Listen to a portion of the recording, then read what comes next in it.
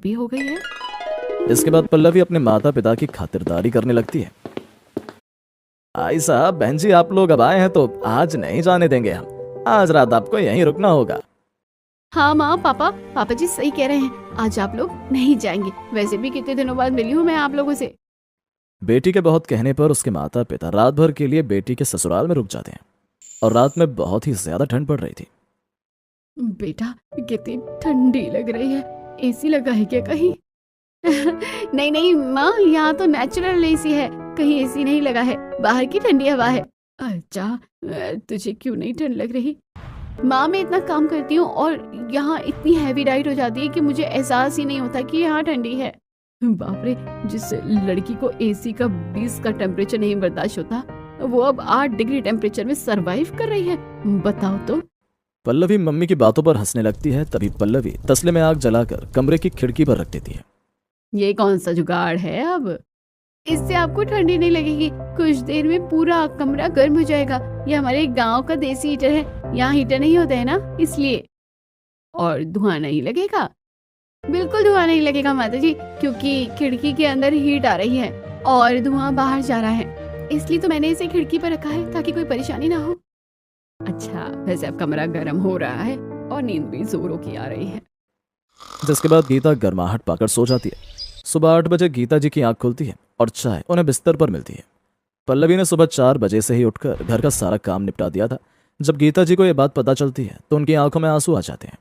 बहन जी, मैं हमेशा डरती थी कि मेरी बेटी ससुराल जाएगी तो नाक कटा कर लाएगी, क्योंकि इसने कभी ढंग से खाना नहीं बनाया था। लेकिन ये अपने मन से ससुराल में इतना कर रही है, मैं देखकर ही हैरान हूँ। आप सब लोगों के दिए संस्कारों का ही नतीजा है। हमारे संस्कार से ज्यादा आप लोगों का प्यार है, वरना पल्लवी में इतने चेंजेस तो होना नामुमकिन है। आज पल्लवी के माता पिता उसे खुश देखकर बहुत खुश थे। जो लड़की AC, TV, fridge, washing machine के बिना एक पल नहीं रह सकती थी, आज वो सारा कंफर्ट छोड़कर खेतों में मेहनत कर रही थी और अपने ससुराल वालों को खुश रख रही थी। बहन जी अब आ गया दीजिए, अब हम चलते हैं। जिसके बाद गीता और महेश फिर से अपने घर चले जाते हैं। वहीं गांव में नदी किनारे के ससुराल में पल्लवी जिस तरह काम करती और उसके बाद घर संभालती, गांव भर में पल्लवी के चर्चे होने लगते हैं। कुछ भी कह दो, मानना पड़ेगा सुनीता बहू कि जैसे इस गांव में कोई बहू नहीं है, पढ़ी लिखी संस्कारों में माहिर। ऐसे दिन बीतते हैं और धीरे धीरे खेतों की फसल भी तैयार हो जाती है। कड़कड़ाती ठंड में ससुराल वालों की हिम्मत नहीं हो रही थी फसल काटने की। बाहर इतनी ठंड है कि कोहरे से कुछ दिखाई नहीं दे रहा। मेरी तो हिम्मत ही नहीं हो रही थी फसल काटने की, और अगर फसल न कटी तो सब बर्बाद हो जाएगा। हाँ पापा सही कह रहे हैं आप, और अभी बाजार में धान के अच्छे दाम मिल रहे हैं। अगर 2 दिन में हमने इसे काट कर बेच दिया तो अच्छा मुनाफा होगा। जान बड़ी है या पैसा?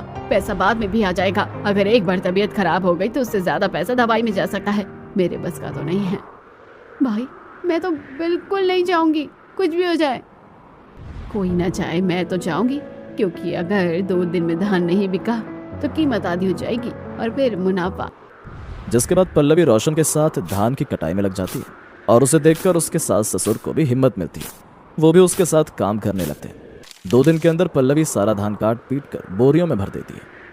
वाह, यकीन नहीं हो रहा हमने इतनी जल्दी कर दिखाया। चलो अब मैं जल्दी से इसे बेच कर आता हूँ।